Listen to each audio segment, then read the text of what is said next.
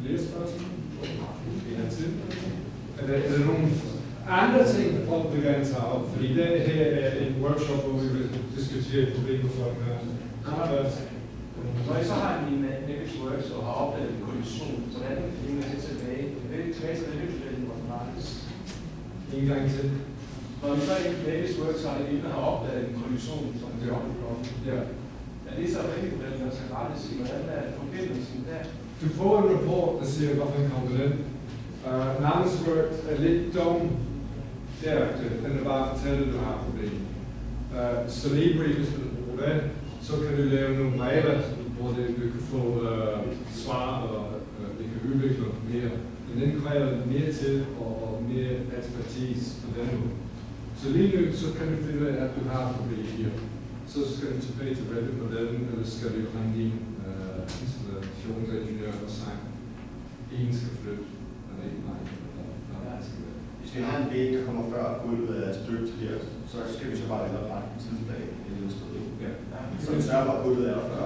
Du får advarsel, at det er noget design her, i stedet for at du er på byggeplads.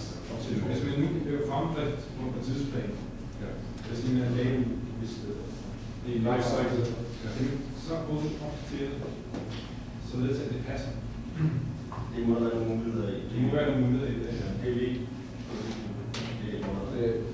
Som en anden spørgsmål der, og de bygningsdele, man har her, hvis man kan tilknytte nogle dokumenter, som arbejdsbeskrivelse, så kan vi jo anvende den kigge. Man kan tilføje flere parametre, som 1 års eftersyn, 5 års eftersyn og udskiftning og sådan nogle parametre, kan begynde og tilføje til sine objekter. Og de vil så også købe i og alt det der. Hæft også på internationalt, der har været et problem om, hvordan vi laver vores beskyttelser. Så vi har lige bygget et enkelt system, det hedder NBS, National Building Specification. Og det kører efter det typekode, så kan vi tilknytte det specifikation. Men vi skal lege det og få den fungere, vi har lige fået. Så det er egentlig nyt, at det er så. Det er jo fint, jeg synes, de er noget der. Ideen er at vise med det overtråd og få mere folk på, at hvorfor vi har en bygmodel. I stedet for folk, der siger, at jeg kan ikke bruge den, jeg gør min egen. Det kan bare at se noget konkret. Ja, det var meningen med det. Lad os gå. Det er måske lidt sidespring, men jeg har spørgsmål til altså, hvordan kan man gøre valget hurtigere? Hvis du skal se det ikke helt sådan, det ikke. Altså, jeg har ikke nogen bøde, der er langsomt. Det kan være, at andre kan svare på mine spørgsmål. Men altså... Det kan være, så han gør det sådan rigtig hurtigere. Man får her detaljer, og ikke dækker dem. Det er virkelig noget, der gør modellen langsomt. Ja. En anden ting er, at alt skal være wireframe, og lukke alle de vinduer, at du har væg for det første.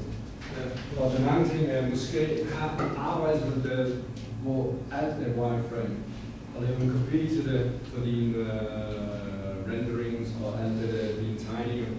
Og så gør det, så det er lidt dumt, at den så du har en arbejdsmodel, og så har du en præsentationsmodel. Og lave en lokal fil en gang om ugen cirka. Ja. Fordi den bygger sig op, og det starter summe. Så jeg vil lave gennem en gang om ugen. Hvorfor kan jeg ikke svare? Må jeg lige spørge, hvor mange bruger Revit? Hvor mange bruger noget andet? Ja.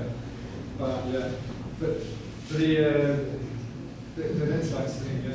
Men hvis jeg skal reklamere for Bindbyen, det er udgrænset, så det kan være alt program.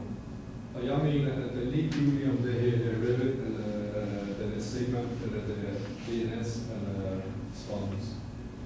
Som Odillo og andre sagt, det er det mindset, at du prøver at gøre det ind i modellen.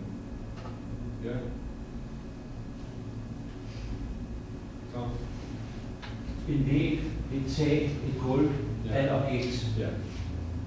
I FM, Facilities Management, der er jo væggen noget, der omgrænser et rum, altså en funktion. Ja.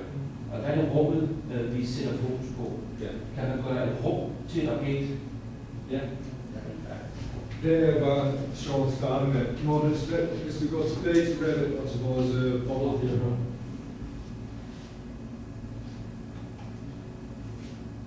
Den er en proces, der sker på et tidspunkt, så du får en fysisk model. Ja. Men den her bubble diagram, den kan leve ind i modellen lige ved siden af. Og kan du lige vise det der faces? Ja, men jeg vil også gerne se, her har vi nok en, du begynder at se base finish, ceiling finish, wall finish. Det er bare en root function. Og så har du nogle ting, at du kan bruge, eller du kan ligeglade. Og det er bare at tilføje flere, hvis du går ind og siger instance parameters, så kan du tilføje flere, hvor der som kun hænger på rummene og forskellige ting.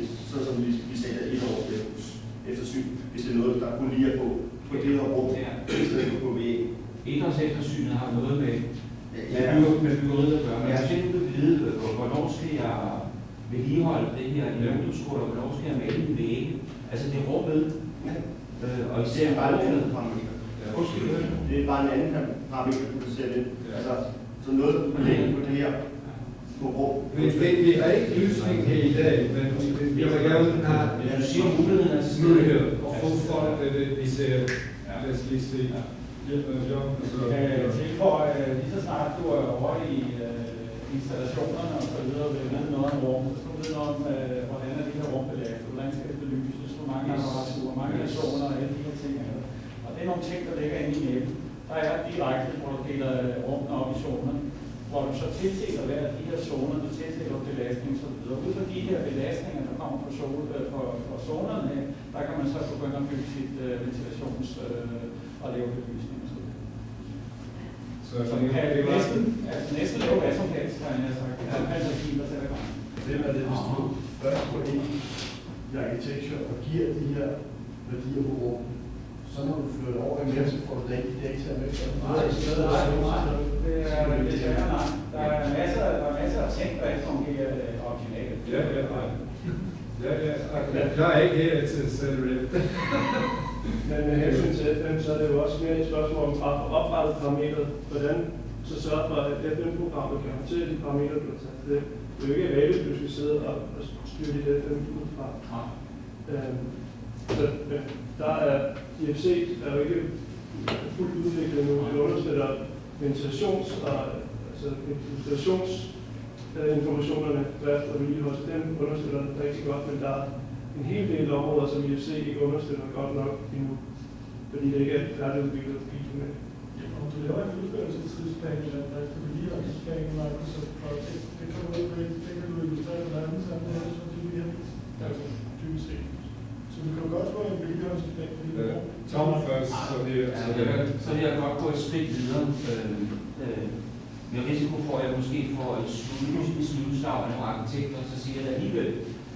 Fordi man kan stille sig selv det spørgsmål, kommer arkitekturen før behovet? Og i FM, der kommer behovet altså først. Og der har vi jo et begreb, der hedder Space Management og Management Planning. Space Planning og Space Logic.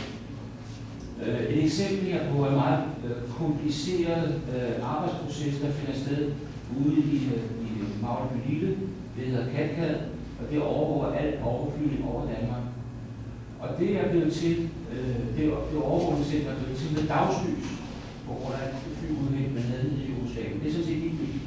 Så der kræver flyvelederne simpelthen, at vi vil sidde i et rum med dagslys. Og da man havde fået alle arbejdsfunktionerne på plads, med de her store skærme, der er omkring de her kontrolpaneler, så var det, undskyld udtrykket, så var det ingen selv lige at smide 4 vægge og et dæk og et loft over. Og det er den indfaldsvinkel, vi har til FN. Det er altså det, der skal ske i huset. Og så laver vi vores vægge og vores lofter bagefter. Men funktionen i bygningen skal være top. Hvis man ikke havde tænkt CAD på den måde, man havde tænkt det, så havde de flyveledere siddet i bullerne mørke den dag i dag, og så var de blevet depraveret meget mere. Så det er meget mere end et objekt som sådan. Der er altså også nogle følelser med det. Ja, og det, jeg forstår ikke om. Nej, jeg vil sige, at du kan have den her bubble det er en funktion, det vil godt være. Men når den har fået det der væg, så kan vi højre klikke på den og gå til den phase og tage den ud i den her verden, og sætte den ud i den anden verden. Men, Så det kan beholde den her, og det kan beholde den der værdi og den der data, du har lagt ind i. men I har en række standardløsninger for ydervægge. Ja, Har I også en række standard indretningsforslag til forskellige funktioner? Og så laver vi væggen bagefter. Ja. Jeg vil sige, det har vi ikke. Det har I ikke. Nej. Okay. Og men måske bruger vi her, det er en proces, fordi vi har FM i skolen, men I sidder væk fra os, så jeg vil gerne... Ej, det er jer, der sidder for langt væk fra os. Vi er enige, at vi burde bruge hinanden mere. Ja, der er Og det er også sagt, at vi burde bruge arkitektskolen mere og have mere kollaboration. De to ting, jeg har i dag, er kollaboration og inspiration. Ja. Og Thomas, du må sige noget. Ja. Det her til rummet som et objekt, det kan man så stille krav til for eksempel udluftningsstandarder. Ja. Ja. Og dem kunne man så i virkeligheden installationsdelen af et tegnerør, der lufter ud og integrerer det på den rigtige måde. Men det kunne så i et skridt længere få en indflydelse på det, den bygningsdel, man har, som er etageadskillelsen, da rørene jo sjældent løber frirum, men bliver integreret i bygningsdelen. Altså på den måde kan det hænge sammen, og på et eller andet tidspunkt vil rumobjektet blive opløst i de bygningsdele, der er rundt omkring. Praktisk. Jeg kan lige sige til noget andet, bare noget lidt sjovt med FM og arkitekturen. Der kan vi jo se her en glæde i, at det starter fra et objekt, der påvirker tidsplanen og priserne. Hvis man lige lader den køre den anden vej, man havde sagt, at man startede med tidsplanen, og så så man bare, at hus kom ud af det.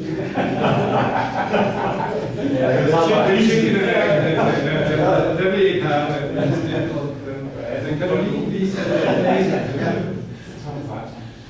Jeg mener, at nogen, der hedder phasing, og der er nogen, der hedder ADF. Der kan vi navne lige som det hus. Det kan være de bygningsfaser, vi har. Det kan være phase-model. Det kan være de leje. Men du kan have et eksisterende. Den der del er bygger ind i, fra den box og shape-model. Og så et building-model, hvor vi kommer til fysisk model. Og de her ting kan sidde i dit samme model. Og bruge hinandens data, men være fri for hinanden også. En anden ting med dine funktionskrav,